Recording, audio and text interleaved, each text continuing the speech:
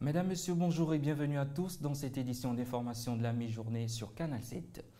Ouvrons cette édition avec le Lesotho où le vice-président sud-africain Cyril Ramaphosa, médiateur de la crise qui traverse ce pays depuis le coup d'État du 30 août dernier, a annoncé ce jeudi à Maseru la tenue prochaine des élections législatives anticipées pour la fin du mois de février 2015. Cette annonce a été traitée lors d'un point de presse en présence des principaux dirigeants politiques locaux qui ont ensuite successivement paraphé cet accord. Dina Koussou pour les détails. C'est en présence des principaux dirigeants politiques de Lesotho que le vice-président sud-africain et médiateur de la crise que traverse ce pays a indiqué ce jeudi à Maseru que des élections législatives anticipées se tiendront au Lesotho dès la fin du mois de février 2015. Cet accord paraphé par les différents partis politiques du pays arrive à un moment où le Lesotho traverse une période instable de son histoire politique après la tentative du coup d'État du 30 août dernier. National general elections will be held towards the end of February. Des élections nationales générales vont avoir lieu vers fin février 2015. Nous appelons les responsables de la sécurité du pays, la police et l'armée, à faire tout leur possible dans l'intérêt du peuple du Lesotho et de mettre fin au conflit entre eux. Signalons que l'armée avait déclenché un coup de force contre les commissariats de la capitale le samedi 30 août dernier, tentant ainsi d'évincer le Premier ministre Thomas Thabane. Ce dernier, contesté par ses propres alliés, avait suspendu le Parlement en juin dernier pour éviter une motion de censure, créant une situation de blocage dans le pays. Parlons terrorisme avec Boko Haram en Afrique occidentale, précisément au Nigeria, où il y a un rebondissement dans l'affaire de la mort du chef rebelle de Boko Haram. Aboubakar Shekau, c'est bien sûr de lui qu'il s'agit, affirme être vivant et refute l'annonce de sa mort et soutient qu'il serait à l'origine de la disparition d'un avion de l'armée nigérienne. Ludovic Bitege nous fait les précisions. Annoncé mort le 24 septembre dernier par l'armée nigériane, Aboubakar Shekau est apparu dans une vidéo jeudi pour apporter un démenti sur son décès.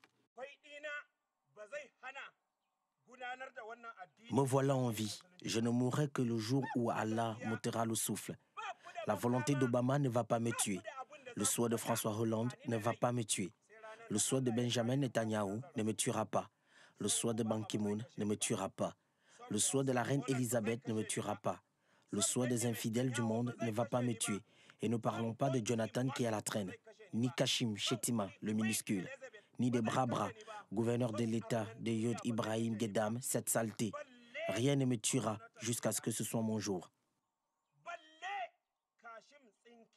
Le chef de la secte islamique Boko Haram a réaffirmé son engagement à instaurer la loi partout où cela est possible et nécessaire. Nous menons notre califat, le califat islamique. Nous suivons le Coran. Nous tranchons les mains de ceux qui ont commis un vol.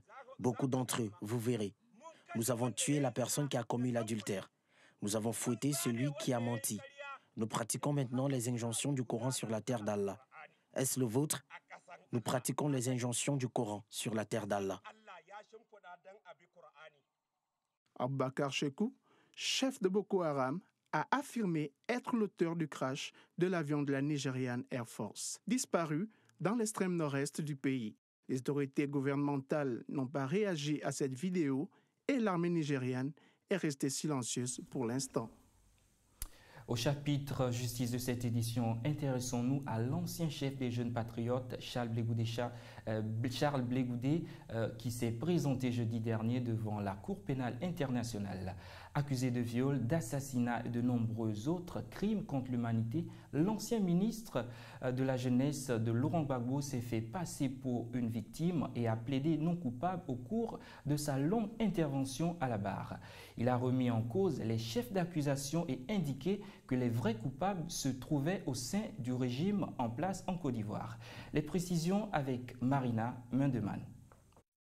Victime et non coupable, tels sont les mots prononcés par Charles Blé Goudé jeudi dernier devant la Cour pénale internationale.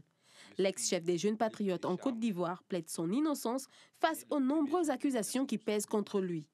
Accusé de violence sur les populations et notamment de meurtre, le général de la rue s'est évertué à faire croire que les multiples vidéos présentées par l'accusation lors de l'audience ne prouvent rien. On ne peut pas prendre quelqu'un parce qu'il y a des jeunes qui le suivent, il y a des jeunes qui le soutiennent, il y a des jeunes qui sautent à son appel. On ne peut pas lui reprocher ça. On ne peut pas lui reprocher. Jusqu'à présent, on ne nous montre pas une seule image où Blé Goudé a appelé à la haine, appelé à tuer, appelé au meurtre, appelé au viol. En aucun moment. Donc pourquoi il est là-bas? À cause de son charisme? À cause de son art oratoire? Mais là, je suis désolé. Charles Blé Goudé a demandé aux membres du jury de ne pas écrire son nom du mauvais côté de l'histoire, car il a toujours prôné pour la paix en Côte d'Ivoire lors des campagnes préélectorales 2010. Les centaines de partisans qui suivaient cette audience en direct depuis le siège du Congrès panafricain pour la justice et l'égalité des peuples ont salué l'intervention de leur leader. Donc son intervention nous a plus rassurés. Nous a beaucoup rassurés.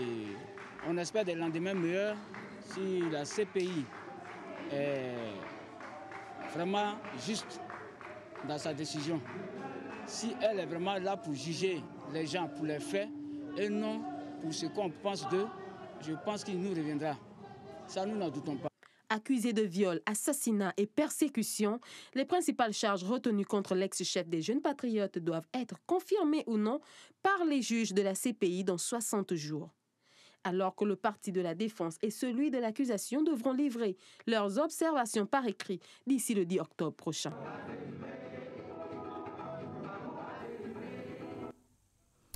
Pour la page culturelle de ce journal, nous fixons nos projecteurs sur l'exposition itinérante Art of Brick de l'artiste américain Nathan Sawaya, lequel a planté son chapiteau dans la ville de Londres depuis mercredi dernier. Alors, plus de 80 œuvres faites entièrement en Lego ont suscité une certaine admiration de la part du public. Roland Diakou s'en fait l'écho. Les spectaculaires sculptures en Lego de l'artiste américain Nathan Sawaya sont exposées depuis mercredi dernier dans la ville de Londres. Elles suscitent beaucoup d'admiration de la part du public venu apprécier ces objets d'art. Il lui a fallu environ 4200 heures pour réaliser les 80 œuvres actuellement exposées, dévouées à l'art de la brique, parmi lesquelles figure T-Rex. Vous avez T-Rex ici qui fait 6 mètres de long, 80 000 briques. Il a pris plusieurs mois à construire cette chose. Il est important que le public comprenne l'échelle de ces choses-là et qu'ils viennent voir d'eux-mêmes plutôt que de le voir dans les photos. Créé en 2007, l'artiste s'est inspiré de l'art de jeu des enfants et depuis, l'art de la brique anime plusieurs artistes qui sont venus pour la circonstance en tant que fans et admirateurs de l'exposition. Il y a d'autres artistes Lego, mais aucun du calibre de Nathan. Nous avons beaucoup de personnes qui se considèrent des adultes fans de Lego. Il y en a des millions, la plupart d'entre eux sont d'immenses fans de Nathan et ils sont venus ici voir son travail de près. L'exposition itinérante Art of the Brick s'étendra jusqu'au 4 janvier 2015 et pour l'instant, aucune autre date n'est prévue. Enfin, une note de sport pour la boucle de cette édition d'information. L'un des fleurons du cyclisme africain, le Tour du Faso, n'aura pas lieu cette année. Ainsi en ont décidé les autorités du Burkina Faso. Pour cause, la peur de l'importation du virus Ebola dans le pays. Willy Tonangre de Bambera. Prévu pour se dérouler du 23 octobre au 2 novembre prochain au Burkina Faso, le Tour du Faso, l'une des compétitions les plus prestigieuses du cyclisme africain, a été annulée par crainte d'Ebola.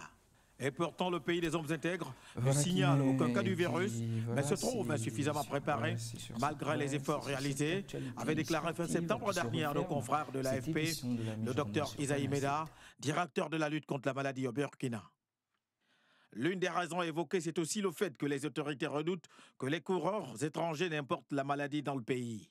De ce fait, c'est pour la première fois depuis 28 ans que le Tour du Faso n'aura pas lieu.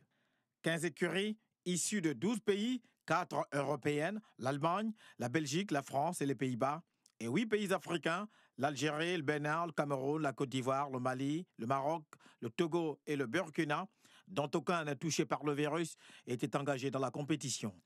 La fièvre hémorragique Ebola a fait 3338 morts en Afrique de l'Ouest, dans 5 pays, Sierra Leone, Guinée, Libéria, Nigeria et Sénégal, selon le dernier bilan de l'Organisation mondiale de la santé OMS, arrêté au 28 septembre et publié mercredi dernier. À noter qu'un cas d'Ebola a été détecté aux États-Unis, où une personne est tombée malade 4 jours après son arrivée en provenance du Libéria. Voilà, c'est sur cette actualité sportive que se referme cette édition de la mi-journée sur Canal 7. Merci d'avoir été des nôtres. Excellent début d'après-midi à tous. Au revoir.